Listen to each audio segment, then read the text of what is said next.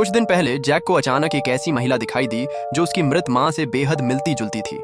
उसे ध्यान से देखने के लिए जैक चुपचाप उसका पीछा करने लगा। थोड़ी देर बाद वह महिला एक होटल में पहुंची। पता चला कि अन्ना उस होटल में सुपरवाइजर थी। जैक ने जल्दी से झूठ बोल दिया कि वह वहां नौकरी ढूंढने आया है।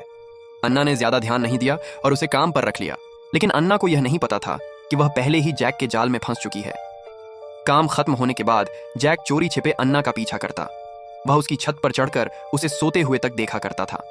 कुछ समय तक नजर रखने के बाद जैक को पता चला कि अन्ना और होटल मैनेजर के बीच गुप्त संबंध है, जबकि मैनेजर पहले से शादीशुदा था। अन्ना ये सब जानती थी, लेकिन उसे इसकी परवाह नहीं थी। जल्द ही मैनेजर को जैक की इस हरकत का पता चल गया।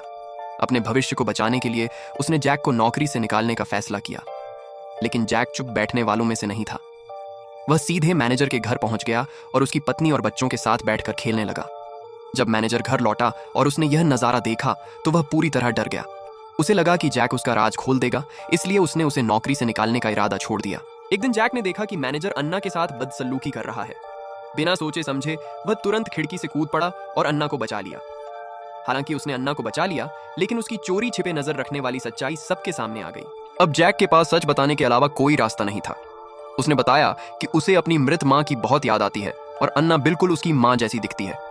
यह सुनकर अन्ना हैरान रह गई, लेकिन उसे गुस्सा नहीं आया, बल्कि उसने जैक को अपने जज्बात साझा करने का मौका दिया। इतना ही नहीं, अन्ना ने जैक की मां जैसे कपड़े भी पहने और उसे वह मां का प्यार दिया जिसकी कमी वह लंबे समय से महसूस कर रहा था।